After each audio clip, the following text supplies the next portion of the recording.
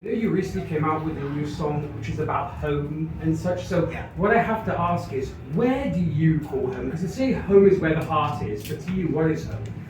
Well, I mean, over the last several years, home was on a bus or in a hotel with my wife and my kids. But now we love it. We've got an acreage outside of Edmonton and a beautiful farm, about an hour and 45 minutes east of Edmonton. Right. And I grew up there, and now trying our very best to raise our children there.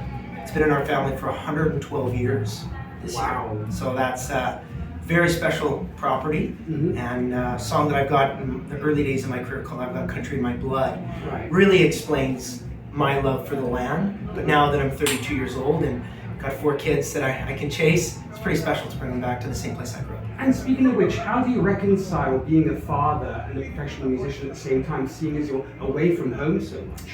I've been very lucky that over the years I've brought my family along with me, so that way we can integrate everything music into my family life, and also integrate my family life into everything that I do musical. However, I think now with as my wife and I call a herd of children, or someone said that to me the other day.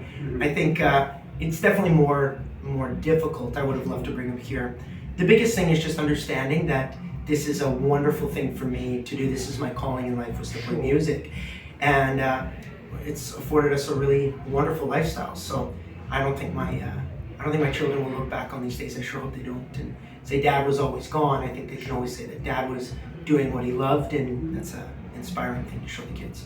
Awesome. And if your kids should actually manifest the interest in wanting to be professional musicians, Yeah. would you encourage it, or would you dissuade them, seeing what a tough road it is? Because it's definitely not for the faint of heart. Yeah, it's tough for sure, but every business is tough. If you want to reach the top of any business that you do, you got to put in the work. You got to sacrifice a lot. You got to be very committed. You have to have a great attitude, and then you have to obviously have the talent to do it, no matter what it is that you're doing. If it's journalism, if you're a doctor, if you're a lawyer, if you're a nurse, if you're a country singer, it doesn't matter. So I can already see that my children are fascinated by music. Right. They love music. So because of that, I truly believe that if they chose to do music, I'd be very, very supportive. Well, and that's fantastic, and they have a great example of a dad when it comes to that. And your passion is music, other than course your wife and your kids. But seeing how much you love music, if you could give music a face, what would music look like? I've never been asked that question. I've been asked a lot of questions. It's something that is just bright, inviting, and it's all about celebration. If you can look on Instagram, or if you Google the face of somebody who's celebrating and that true excitement, Right. to me that is what country music has to offer. That is what my music, I think, has to offer. It's all about celebrating the great times and honoring the tough times that we've been through and that we've made it through. So yeah, I would say that's probably how I describe it. Great answer. And here's another interesting one for you. If you were an animal, what animal would you be? A fox. Why a fox? A fox is very crafty, very clever. Still can be tough. But yeah, a fox is I think the most clever animal in the forest. I'm not strong enough to be a wolf. Not big enough to be a bear. But I can have sharp teeth and bring out the fangs every now and then if need be. But I'm still very cute and cuddly. So There you go. I think it's perfect. It works in multiple ways, Perfect, right? yeah. And I've never been asked that before in my life. well, and here's something that you and I have actually talked about before: hockey, which I know is one of your Absolutely. passions as well.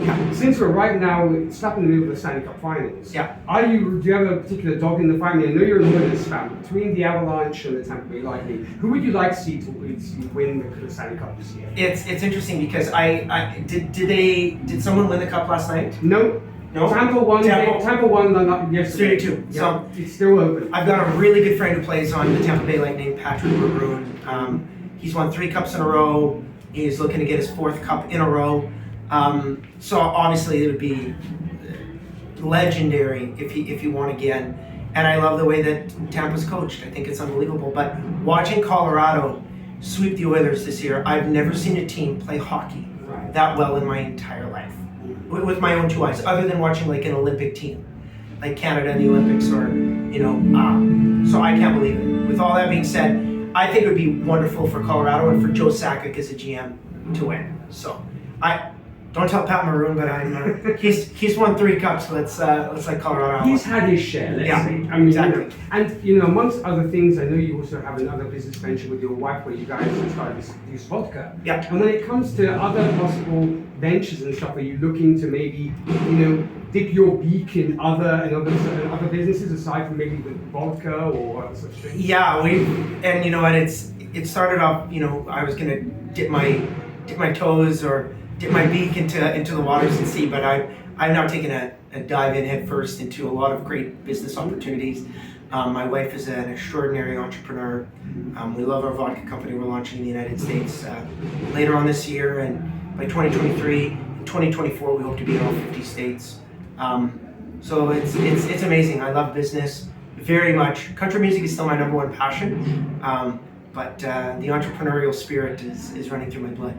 Well, and I love that, businessman, a great country music artist. And there's so much going on in the world right now, and you're very much a happy-go-lucky guy. Yeah. But when you kind of, switch off Brett Kissel, the artist, and Brett Kissel, the guy, and you think about what's going on in the world, what makes you the saddest about what's going on in the world right now? I think it's our loss of common ground and connection. That is, I think, because of physical separation, and the physical separation has led to a lot of separation in terms of ideas, how we feel about everything, every topic that you could ever think of, from politics to religion to friends, family, how you raise your kids. It can turn very controversial very quickly, which is unfortunate, because if we can establish common ground with everybody, and I'm saying everybody, even if you're on the far left or the far right, you can find a way to meet in the middle if you choose to listen. But that doesn't happen anymore. The separation is far too great, and I'm really hoping that the pendulum can swing and just land in the middle, where we're all very comfortable, and happiness and joy is found, and gratitude and appreciation is found there if we can establish connection. So that is one thing that makes me very sad. And that's a beautiful message, and the beautiful words were spoken. I'm sure, and something else is, you're Canadian. I'm sure you're very proud of being Very much Canadian. Is there anything you think your country could do better that maybe disappoints you sometimes, where you feel the shortcomings of Canada? There's many things, but the reality is that I've understood over the last couple of years, as I've tried to be not necessarily politically active, but to be active on social media, to express my viewpoints. The reality is that I know that I'm good at country music. I know that I'm good at being a dad. And there's so many factors at play that run very, very deep in terms of decision making on the political level, for people running our country, people running our province. So it's so difficult to comment, because I would like to say, yes, this is something that should happen immediately. Sure. But the reality is that there's a cause and effect.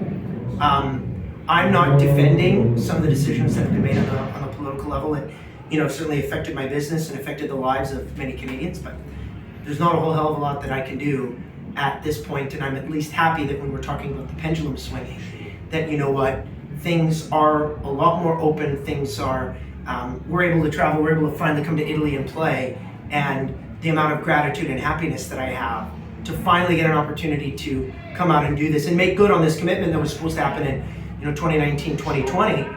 I actually feel happier today than perhaps I would have 2 years ago, to be with Frank and to be with everybody here at the festival. So if they say absence makes the heart grow fonder, there's never been a more true statement than that. Fantastic stuff. And here you are, of course, playing in Italy, and I'm sure you have many more, obviously, gigs coming up. We're now at the halfway mark of 2022. What does the rest of the year look like for you at this point? Well, learning how to balance again, because coming back out on the road, I was home for 2 years. So my wife and my children and I especially got very used to that. And now that the floodgates have opened and concerts are coming back, it's my instinct to go out and play and make up for lost time.